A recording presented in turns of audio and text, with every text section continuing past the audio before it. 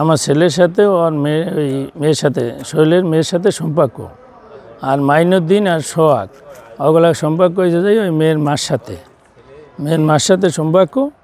এরপরে ওই ওরা আবার ভুল বুঝাই যে সোহেলটা যে তোর বউর সাথেও সম্পর্ক, তোর মার সাথেও সম্পর্ক, এই ভুল বুঝাই পরিকল্পনা করিয়া এই আমার ছেলের ফিঙ্গার দিতে আইবে। এই ফিঙ্গারের ওই উচিলেই ওরা দেশে থেকে মাইনুদ্দিন হুন্ডে আবার ওরা দিয়ে গেছে এই শাস্তাবাজায় দিয়ে গেছে। ওই পিছে লাগিয়ে রয়েছে যে আনিয়া ওই সোহেলকে বাসায় লইছে, সোহেলকে বাসায় আনিয়া এই পরিকল্পনা করিয়া আমার ছেলের এই হত্যা করছে। আমার ছেলের ওই মারছে, এই জন্য সোহেলের ফাঁসি চাই আমি। এটি মিথ্যে কথা, এটা ওরা পরিকল্পনা করে। আমার ভাই ওই মেয়ের সাথে সম্পর্ক, এটা আমরা জানি, কিন্তু মেয়ের সাথে সম্পর্ক এটা হচ্ছে ওরা এই যে মাইনুদ্দিন ওর সাথে মেয়ের সাথে সম্পর্ক ছিল। তাই ও আমার ভাইকে মনে করেন সহায় দেওয়ার জন্য, মানে পথের কাটা না, আমার ভাই ওর চাচতো, ওর ভাইয়ের ছেলে লাগে, মানে আমার চাচতো চাচা লাগবে ওই মাইনুদ্দিন। তাই যেখানে বাইরপো যাইবে আর ওই মেয়ে ছেলে যাইবে তো সম্ভব না, এই জন্য মনে করেন এই সহায় দেওয়ার পরিকল্পনা করে এটি করছে। মনে করেন এই যে সোহেলরে ভুল বুঝাইছে, ফোন দিয়ে বলছে যে তোর বউর সাথে ওর সম্পর্ক, তোর মেয়ের সাথে ওর সম্পর্ক। তাই একটা লোক যদি জানে তার ওয়াইফের সাথেও সম্পর্ক একটা ছেলে করে, একটা মেয়ের সাথেও সম্পর্ক করে, হয়তো মানে নাম না ওই আসামি 3 জন ধরছে, মানে গাড়িতে যারা মনে করেন জবাই করছে, খুন করছে, ওরা 3 ছেলে, মানে যে এটা সোহেল, তারপর ওর ছেলে, ওর মামা, এই 3 জনে নিয়ে গাড়িতে মারা হয়েছে। 12 তারিখে আমরা সকালে আমাদের একটা ক্রাইম সিন টিম থাকে, তারা নিউজ পেয়েছে যে তিতাস থানায় একটা অজ্ঞাত গলাকাটা লাশ পাওয়া গেছে।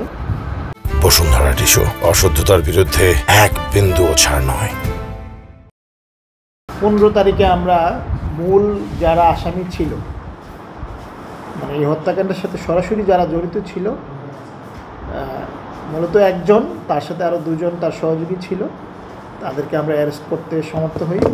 যে ভিকটিম, এই যে আসামি আছে 1 নম্বর আসামি যে সোহেল, তার ওয়াইফের সাথে তার একটা অবৈধ শারীরিক মেলামেশা ছিল, এবং পরবর্তীতে এই ভিকটিম আপনার এই আসামি মেয়ের সাথেও এই ধরনের এটা তার সম্পর্ক ছিল। যখন এটা 1 নম্বর আসামি জানতে পারে, মানে স্বাভাবিকভাবেই সে তখন মানে তার ভিতরে এক ধরনের হতাশা, ক্ষোভ, এবং এই হতাশা এবং ক্ষোভেরই বহিঃপ্রকাশ।